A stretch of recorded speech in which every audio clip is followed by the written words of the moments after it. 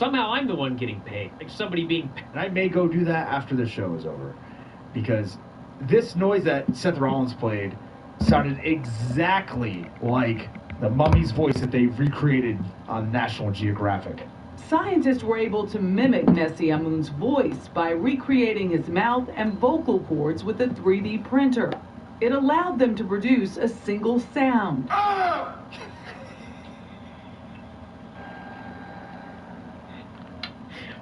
What?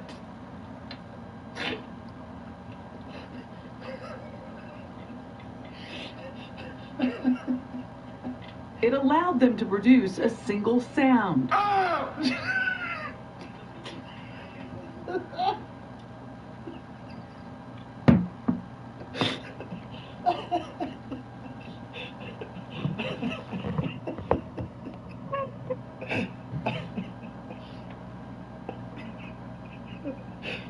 I don't know if I can do it one more time.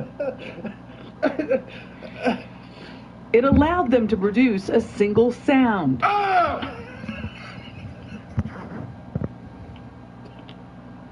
The top comment on YouTube, I love when she says, "Ah!"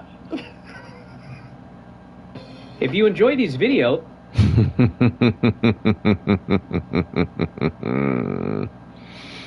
Well, hello, everyone. It is Brandon Bones, and I'm here. And we're going to be chatting a little bit here about some Simfed tutorial here. And with a focus today on custom matches. Now, custom matches is one of those things that I like to dive into. Diving into this here, you can see that I've got a whole lot of things here. I got a one-on-one, 2 out of 3 falls match. I got a one-on-one 30-minute time limit, one-on-one cell. This is I put a slash pit. The pit fight match is a cage match of sorts in the nomenclature of the MVWF anyway. That has only like knockouts and submissions in them and stuff. And then, of course, we've got a traditional cell block, which, of course, what we call the Hell in the Cell here, 2 out of 3 falls and stuff. I'll be getting more into that, my philosophy on the Hell in the Cell matches and stuff, because, of course, you've probably got yourself a nice little criteria of things you'd like to see happen in those types of situations and shit like that. Wink, wink, nudge, nudge, right? Cruiserweight division, of course, the Cruiserweight division has a completely different set of rules than the rest of the MVWF does. The Iron Brawl, which, of course, is an Iron Man match with the Extreme Rules, Street Fight, onwards and upwards here. We got a 2 out of 3 falls handy-capable match, which we've had on the show before. 2 out of 3 falls, 60-minute time limit, just a regular rules. 20-dude Ramble, it's a Royal Rumble, right? And these are the types of things I've got right here. You know what? First off, why don't we go over to the Rumble? Because this is one of those ones that I wanted to really get into here. So, like, let's say, all right, fuck it, I got 20 entrants in here and stuff. Of course, it's over the top ropes. You don't really have much of much latitude as far as being able to really get most out of it or whatever and stuff. I've got 90-second intervals. It's about, generally speaking, what the Big E had decided to do. Up at one point, of course, you always know that when you're watching the Royal Rumble that you're on Titan time, and that they will adapt the intervals and stuff like that for dramatic effect. But this is the one right here. Now, you notice right up there, default health high and 3 finishers to start. When you're having a Rumble and you're simulating the match and stuff like that, and of course, what is one of the things that makes a Rumble really exciting? And that's when the guy, when someone is entering the ring, and they're usually going to be like a house of fire and stuff like that. So I give the match here 3 finishers to start with or whatever, because in that short interval, depending upon how long that individual is going to last, at least they can maybe hit some of their signature and or finishing moves and stuff like that. Because of course, they're not going to finish anybody off. Like from a booking perspective and stuff like that, you're in pretty good hands in this sort of scenario, right?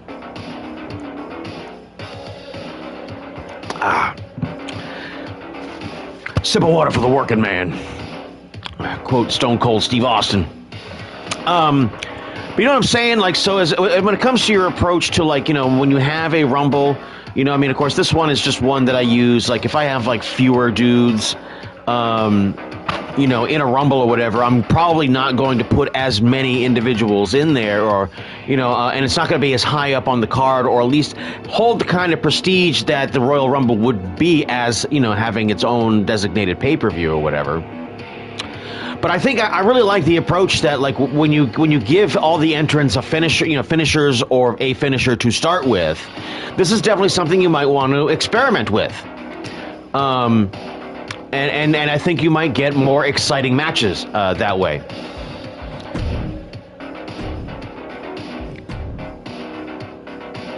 And going back to the main menu here.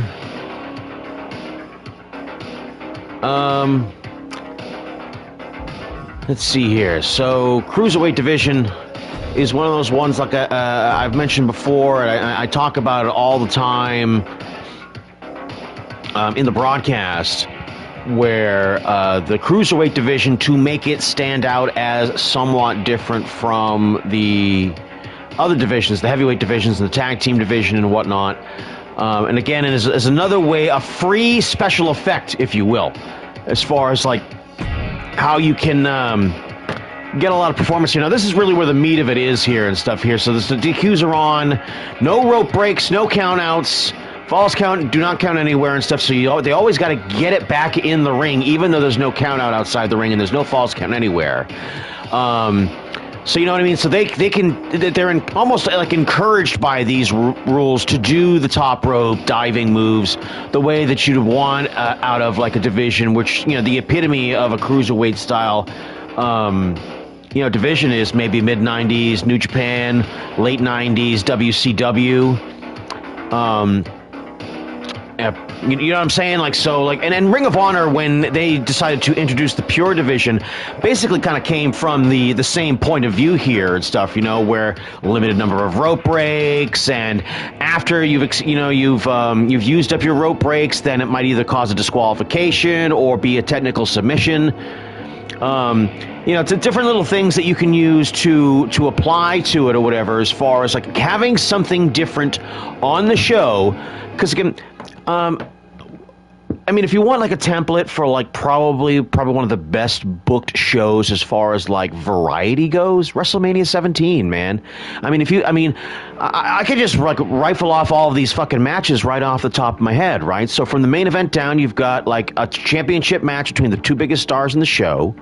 You've got, you know, a grudge match between Undertaker and Triple H or whatever, and, you know, they allowed them to kind of, like, brawl all over the arena and stuff like that. You had the triple threat second TLC match, you know, between the big teams. But prior to that, you had a six-man tag. You had a basic wrestling match, you know, with Kurt Angle and that other guy. You had a women's match. I can't remember. Did 17 have a cruiserweight match on it? Oh, it had the gimmick battle royal, right? Again, like, I mean, you want to talk like a flea market of, like, variety. Of different kinds of things to watch and see for the spectacle of it all and stuff like that. One of the things that you can really do to reinforce that impression is a modification of the rules as reflection. Because, again, always, the basic bottom line is that everything is a rule until the day that it's not. Right? And you'll always find that in wrestling is that, like, oh, right, like, so one of my favorite matches out of Japan is a match between a guy named Suwa and Kenta, who's more familiarly known as Hideo Itami here in America. Noah guy, was building the Bullet Club in recent years and stuff, just went back to Noah and stuff like that. Real smarmy guy, right? But again, he was facing a guy whose heel tactics were, like, absolutely sports entertainment. I mean, they do, like, it's a junior heavyweight championship match. I mean, motherfucker, like, tears up the scroll at the beginning of the match. I mean, just went out of his way to be a complete piece of shit, you know? And again, like that, this dude, like on like the very serious, straightforward sports presentation that Pro Wrestling Noah oftentimes presented itself as, like this is like a breath of fresh air, man. Like this dude was blatantly cheating in front of the referee, attacking the ring boys at ringside.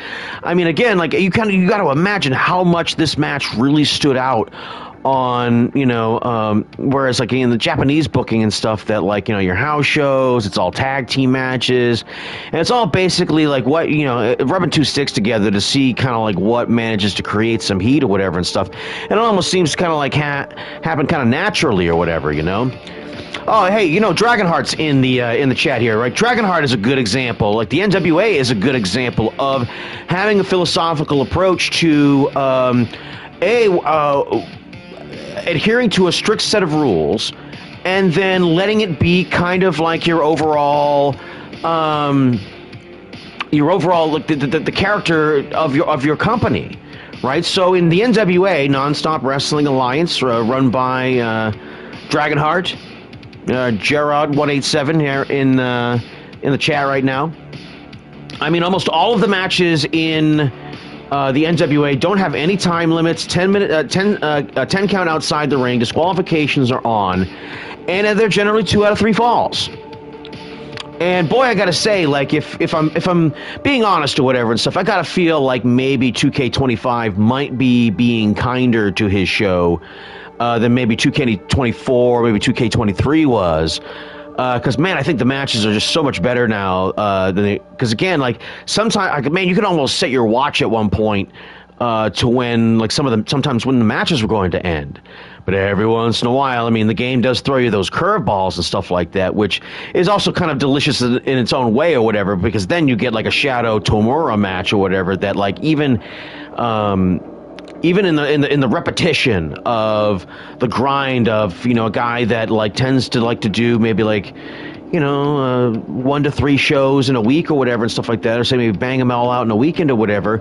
Again, you run the risk of the Rock'em Sock'em Robots problem that I call it. You punch me, I punch you. You punch me, I punch you. Right, and that could be kind of like the tone and pace of your matches and stuff like that. That doesn't make your overall show very interesting, nor does it help make kind of like your general matches all that particularly interesting. So again, these settings and stuff like that are the kinds of things that I like to put on here. So, hey, by the way, speaking of putting on something different here, and I didn't create a match for it or whatever, but I did a 1-on-3 match yesterday. And the guy who was the 1 against the 3 not only won the match, but won by submission. And honestly, I'm not really surprised. If you were to get, if you were to actually get a 3-on-1 match with a chance for that 1 to actually have a chance, I might make it submissions only. I didn't do that yesterday or whatever, right? But I got a feeling that like ultimately that the AI tends not to react a lot of the times when the tag team partners are playing goalie. That submissions and stuff like that, they tend not to react to either as quickly or as consistently. So if you really want to have that kind of surprise, and boy, holy shit, was I surprised yesterday. You can almost hear it in the commentary, because I was even like trying to move the goalpost for Ricky the Dragon Steam Honk yesterday, so that like even if like he made like a spirited effort or whatever and stuff, that maybe because of the angle being what it was, that he was looking for the forgiveness of the MVWO and in order to kind of adopt him into the fold, into the faction or whatever. But he won. On top of that, he won the fucking match. And so now, like, I didn't have really, like, really a perception of, like, how this match was really going to turn out. In fact, I mean, obviously, I think I was kind of, like, thinking that it was going to, be 3-on-1, and then the result was going to be somewhat obvious. Turned out to not be the case. And he beat them, and I was kind of dangling that carrot right there, and so now I'm kind of obligated to put the MVWO shirt on him. you know. But I didn't. I mean, from the neck up, I didn't change anything from except like in the entrance that he switches bandanas or whatever. But even that goes to kind of like support at least a visual representation of, well, this guy may not necessarily be like on the MVWO side, even though he's petitioning to be a part of the group. If you understand my meaning. So while he's Ricky the Dragon Steamboat from the waist down, I wanted as a visual clue that there still might be some sort of, you know, ill feelings or whatever on the part, because, you know, the macho honk here has taken his lumps from the MVWO as well. I mean, one-on-one, Doyle got him and stuff like that and beat his ass. A couple times, in fact. I mean, he just injured Whiteside or whatever and stuff, right? So the MVWO is also kind of at the same time, storyline-wise, kind of on thin ice since they lost Dan Crane, even though Crane went out on top at Matchmania 777, and now when I'm doing commentary for two fucking federations that call their Mania show either Matchmania or WrestleMania, I'm gonna fucking, yeah. Well, just be ready for the fuck-ups, folks. Botchamania. But yeah, so, by the way, if we want to go down to something here where, speaking of WrestleMania, Matchmania here, it was down here, the Turmoil match versus 5. Let's get into this one right here. So let me tell you what I did here, right? So I had 5 entrants. It's a gauntlet. It's one guy. You feed him opponents and stuff like that, right? And so pins and submissions and stuff like that. I didn't want anything... Because, again, it was Dan Crane's This Is Your Life match. He's a veteran of the MVWF, and then his retirement match, he was supposed to face a bunch of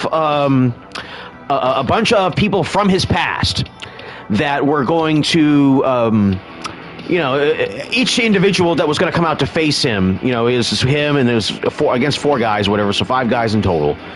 Was going to be representative of something that or a character or something that was important to him in his past. And so first things first was I had lost a gimmick match to him years ago where he got to choose my my gimmick. And as a result or whatever, I ended up having to be traveling Brandon Wilbury for a long period of time, and that was not too great for me. So I had like this bullshit cowboy kind of thing going on here. If you know who the Traveling Wilburys are, it's kind of like this super group of like former Beatles and Tom Petty and basically the kind of music Old Bones just isn't into. Hold on, I gotta switch bikes.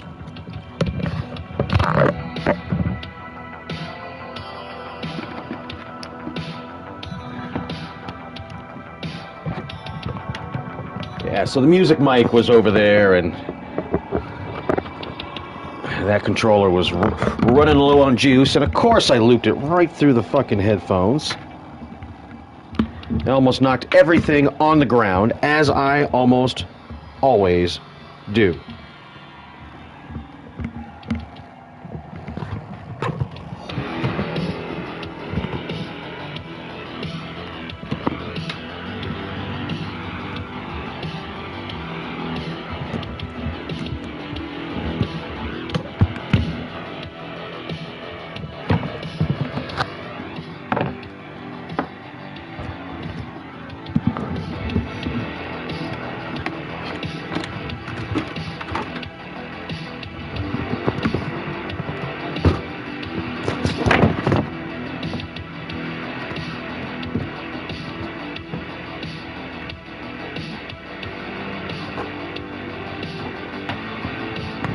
And so in the construction of that match, you know, I was running down the list of all the guys he was facing. So traveling Brandon Wilbury, his World of Warcraft character, Frostilicus, that he's played for like 20 years on World of Warcraft, a person who's not really a friend of mine anymore, but this guy Alex Kindbud, who he's still friends with or whatever, and man, we won't need to get into the drama of that nonsense or whatever, but yeah, you know, and then he faced Kid Christian, who, at least in the phase 2 of things, was his storyline son here in the MVWF. So you see here, no disqualifications, so they could use weapons and make it exciting, no countouts, because I didn't want a bullshit countout. False count anywhere to keep it in the ring, so even though they go outside the ring. They might kill some time out there to do some action or a big high spot or whatever. And then, of course, between falls, I definitely wanted them to be able to recover between all of that there.